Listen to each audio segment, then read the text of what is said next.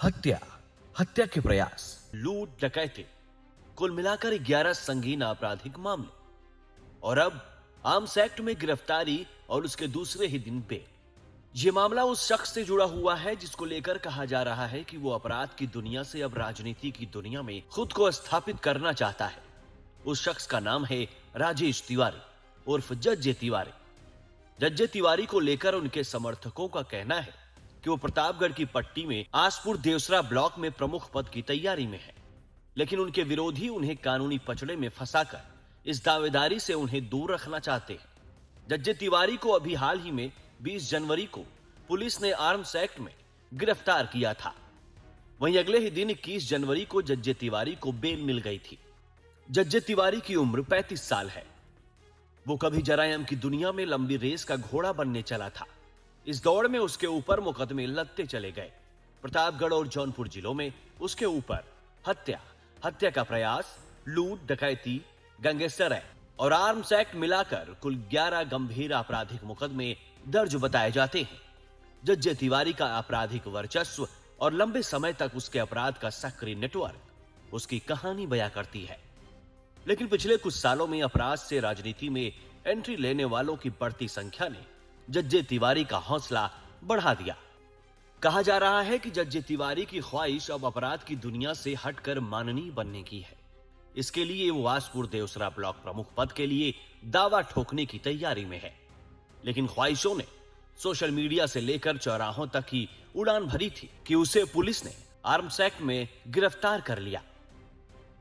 Police का कहना है कि जज्जे तिवारी को पुलिस अधीक्षक प्रतापगढ़ दीपक भूकर के निर्देशन में लूट और चैन छिनैती की रोकथाम के लिए चलाए जा रहे विशेष अभियान के तहत गिरफ्तार किया गया था। उसे 20 जनवरी को मुखबिर की सूचना पर अकारीपुर तिवरान में उसके घर के पास से दबोचा गया था। गिरफ्तारी के दौरान पुलिस को एक अवैध देसी पिस्टल, 4 जिंदा कारतूस और एक स्कॉर्पियो गाड़ी बरामद हुई है। इस गिरफ्तारी को लेकर जज्जे तिवारी के समर्थकों का कहना है कि जज्जे सियासी पारी में सफल न हो सके, इसके लिए गिरफ्तार कर लिया गया।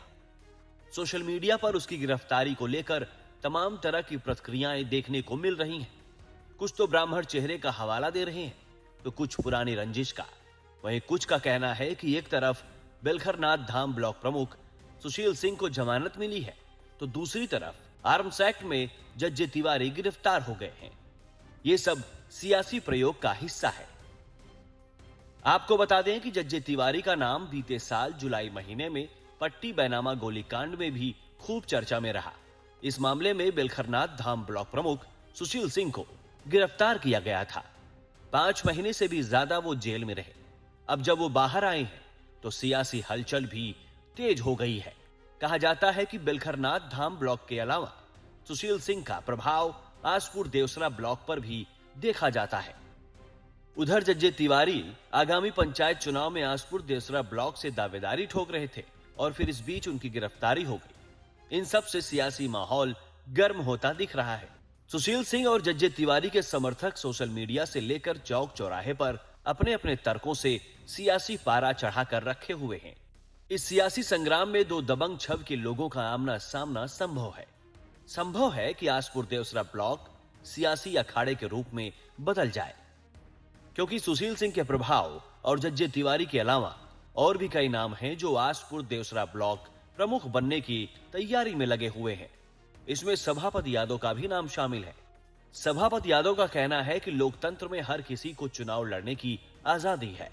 जज्जे तिवारी नया लड़का है, अगर उसे लड़ना है तो फिर स्वागत है। वहीं इन सबसे अलग एक और दावेदार अंशु सिंह भी मैदान में है। इन तमाम सियासी चर्चाओं के बीच कई सवाल खड़े हो रहे हैं और वो ये है कि क्या प्रतापगढ़ की पट्टी में एक बार फिर से सियासी बवाल की तैयारी है? क्या आसपुर देवसरा ब्लॉक प्रमुख के चुनाव में होने वाला है घमासान? क्या प्रमुख पद पाने के लिए लांघी जा सकती हैं हर सीमाएं? अपनी राय कमेंट बॉक्स में जरूर दें।